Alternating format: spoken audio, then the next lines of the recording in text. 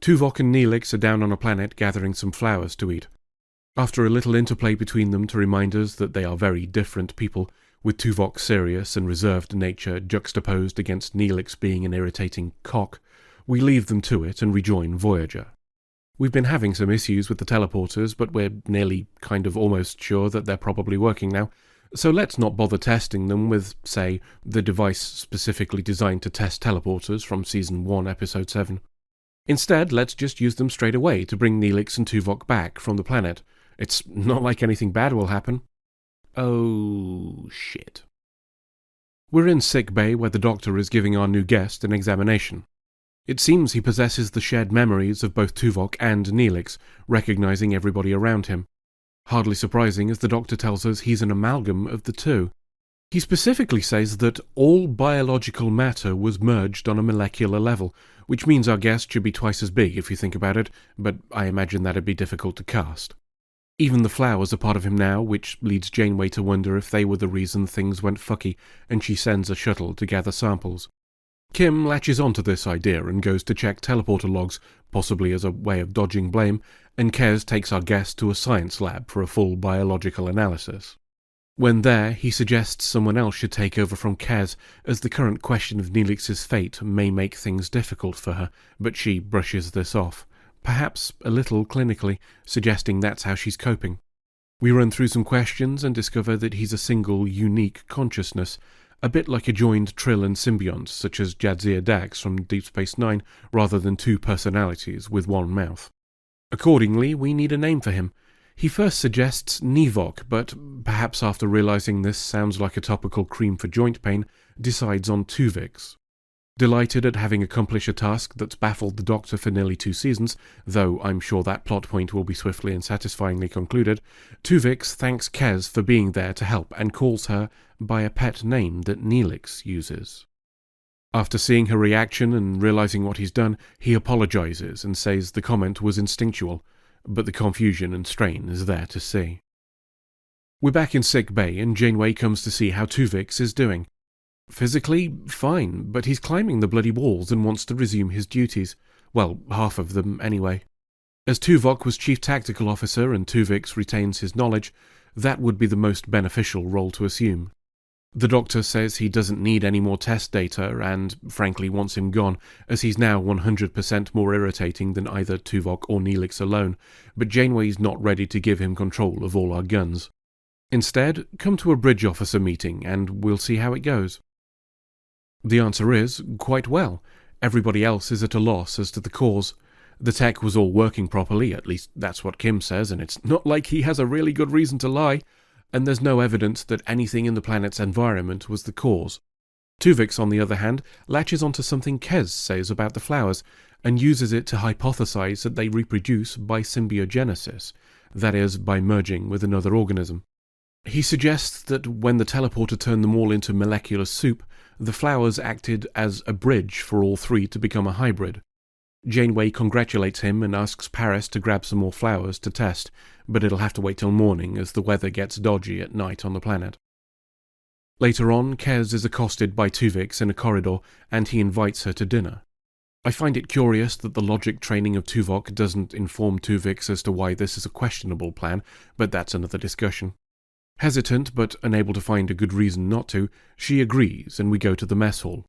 Which is really living up to its name right now, as everybody's trying to use the kitchen all at once, a bit like the world's most dysfunctional house share. Tuvix throws them all out and sets to work. After their meal and everybody else's departure, Tuvix and Kez are chatting about the food and he makes a pass at her. Kez scarpers and Tuvix stands there looking like the arse he is. It's a new day on the bridge, and Janeway and Chakotay arrive to discover Tuvix is already working. In fact, he solved a problem that Tuvok said would take days. He's called away by Kim to be present for teleporter tests, and after he's gone, Janeway and Chakotay comment on how he's exceeding expectations. Down on the planet, we're sticking some known flowers together with the new one to see what happens when we teleport them, which seems like the sort of experiment that results in triffids, but they're the experts. The result is a combination of all three, so the symbiogenesis idea seems to be on the money. There's somewhat less positive news from the doc, as he's tried 100 different ways of reversing the process, and the result has invariably been bloody awful. He'll keep trying, but he doesn't know how long it will take, or even if it's possible at all. Kez is in her quarters, coming to terms with the news when Tuvix turns up. He notices the candles and guesses they're for Neelix and Tuvok. Things are difficult for her just as they are for him, and hey, maybe we could work through it together, and oh, by the way, I love you, and saying this right now will definitely help. Then she throws him out, and as he's leaving, he kisses her cheek, because that's definitely going to make things better for everybody involved. Unable to sleep, Kez visits Janeway, who seems to be suffering from the same problem. After Kez mentions that Tuvix told her he loves her, they discuss the nature of loss, as there's a parallel between Kez losing Neelix and the crew losing their families in the Alpha Quadrant. It's a scene where Janeway is honest about sometimes feeling despondent because of their situation, and how every member of the crew has had to deal with the uncertainty that comes with not knowing if they'll get home and what will be there for them when they do. Points go to Mulgrew here for not overplaying it. Janeway letting us through her armour is a rare event, and the temptation to show more was perhaps quite alluring, but a display of outright despair would have been at odds with the protective nature she's shown towards her crew. Anyway, she says that ultimately only Kez can decide what's best for herself, but her advice is to give it some time, which seems a somewhat tone-deaf thing to say to someone who only has 5 years left, but the point is valid. We have a montage of shots showing how, over the course of 2 weeks, Tuvix has adapted to the ship and the ship has adapted to him. He's even been keeping a respectful distance from Kez while he integrates with the others, which is probably more considerate than Neelix would have been if we're honest. Kez seems to have made her decision though, and catching up with him in the Paris Misogyny pub, tells him she'd like to be friends and, well, we'll see what happens in time. The doc chooses this moment to call Tuvix to sickbay. He might have made a breakthrough. They've done some science bollocks and managed to separate the Trifid back into its original plants. With some modification, it'll work on humanoids. Everybody is jolly and celebrates, with one notable exception. Tuvix. Turns out he's discovered he rather likes being alive. Janeway and Chakotay are discussing Tuvix. Their view of him has changed over these last few weeks from accident to individual, and that raises some issues. Tuvix arrives and Janeway dismisses Chakotay so they can talk alone. She speaks of the decision that she needs to make, prompting Tuvix to ask why she believes the decision is hers. They debate the rights of Tuvix versus those of Tuvok and Neelix as separate entities. Janeway tells us that both Tuvok and Neelix would gladly give their lives to save another, apparently not seeing why this utterly undermines her own argument, and Tuvix raises the interesting point that he carries the survival instinct of 2 personalities within him.